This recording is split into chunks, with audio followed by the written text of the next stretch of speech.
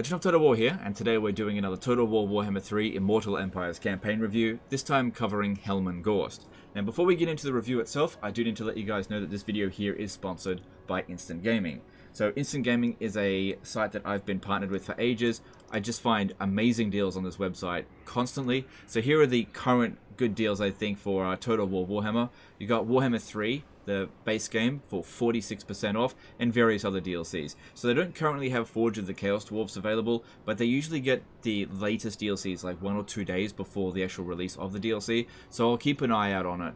And let you guys know when the time comes. Now the thing is, these aren't even the best deals that I found on this website. Recently stumbled across this here, Anno 1800. Now, not everyone that is into Total War Warhammer is going to be into Anno 1800, but I absolutely love this game. I can't recommend it enough. The game is essentially complete now, and this is the complete edition. I don't think they're making any more DLC, so by buying this, you get essentially all of the content that comes with it. This game was supported for 4 years worth of DLC, which is about the same amount of time as Total War Warhammer 2 was supported, and for 58% off, I think this is probably the best deal that you're going to get for Anno 1800. It's such a good deal. And I actually recommend all of the DLC. It's amazing. Every single DLC just adds so much to the game.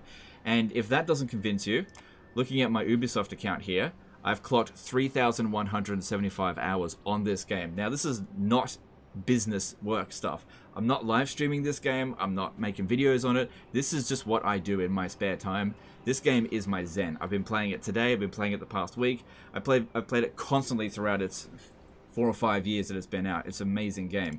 Now, you do need to have an Ubisoft Connect account to get this, because I don't think it is currently on Steam, at least not on Instant Gaming. Anyway, big thanks to Instant Gaming for supporting this video and the channel for as long as they have. Alright, now, on to Helman Ghorst. Now, his start position is the Haunted Forest. He used to be part of Manfred's faction, and of course Manfred has moved, so his old start position used to be Drakenhof. Now, Helman Ghorst doesn't necessarily have a trick start to this campaign, but he has a bit of an, like, there is a trick to it, basically. So you're at war with the clan Tretrick, right? And you're sort of leaned to take these guys out and then head towards Nobly Gorge. Now the thing is, that's not their only army. They've got another army that's coming over this way. If you, with Helman Ghorst, attack this army, and instead of going to Nobly Gorge, which is an unimportant settlement, you just send him to the other settlement over this way, Scrap Towers, the army over here will force march into it so that you can smash it. Another great thing about playing as vampire counts is that if you go into channeling stance while moving towards a region, you get so much casualty replenishment because he's got an extra 10%. So whatever casualties you take in this battle here, you can basically recover fully and just raise heaps of dead along the way, so you don't even need to be in a recruiting province. But I highly recommend going in this direction if you want to take these guys out first. In terms of Nobly Gorge, recruit a new lord and start recruiting just zombies in this area here, because this landmark here is pretty good. It'll give you extra recruit rank for zombies, and then just raise the dead as you're making way over here. You want to take these guys out as quickly as possible, because you want to be dealing with your first primary enemy, which is Kugath Plaguefather. Now, Kugath Plaguefather is actually not a problem for Helman Ghorst whatsoever, but you want to be ready. You basically want to be on top of him before he's finished dealing with these lizardmen. If you could do that, you'll just take him out really easily, because everything that Kugath has to throw at you, you're basically immune to, right? Because if we ever look at Helman Ghorst here, he's immune to plague attrition, so that means that basically all of the plagues are useless against you, and also immune to contact effect for the entire army. So all of the poison attacks, anything that Nurgle can do, they can't do anything to Helman Ghorst. Now, because the Nurgle forces are so slow at taking damage, it's especially useful that Helman Ghorst is actually a Mortis engine, because he starts at that with turn 1 on the Brothers Ghorst Corpse Cart. He's also got a Mortis engine in there as well, which is really good for ripping to shreds all of the Nurgle units. Kugath just doesn't stand a chance against Helman Ghorst here. Now, having a look at some other things that he's got with him, looking through his unique line here, Path to Ruin, giving him extra campaign movement range, speed for his army is really useful, especially considering how slow zombies can be. And that's typically speaking his sort of preferred army, but of course you can do whatever you want with him. Melee attack plus 15, melee defense 15, melee attack plus 12 for all zombie units faction-wide. That is massive. That also improves it for garrisons.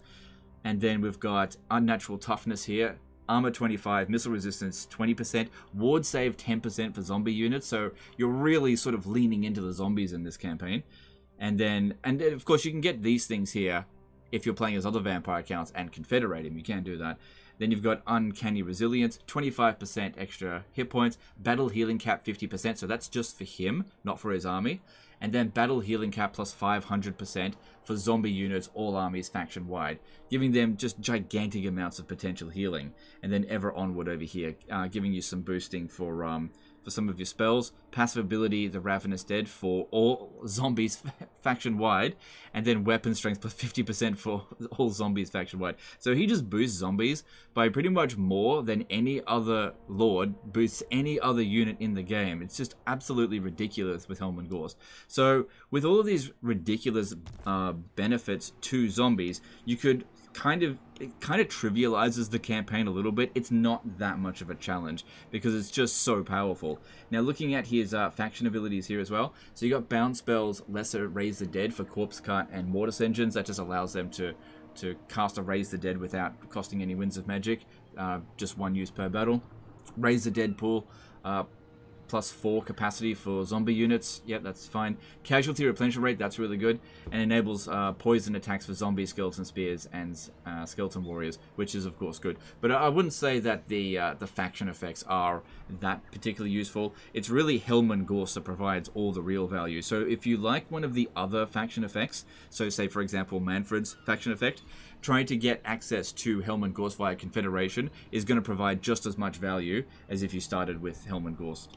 So yeah, overall, I think this is a pretty fun vampire account campaign. I'm not a super fan of the vampire accounts in Total Warhammer 3. I just find it not really challenging. But it's not... This is a campaign that's probably going to be good for some people, but not for others, which is the case for most factions. This is not going to be the most popular thing ever. But whatever the case is, Helman Ghorst is definitely fun to use for a bit.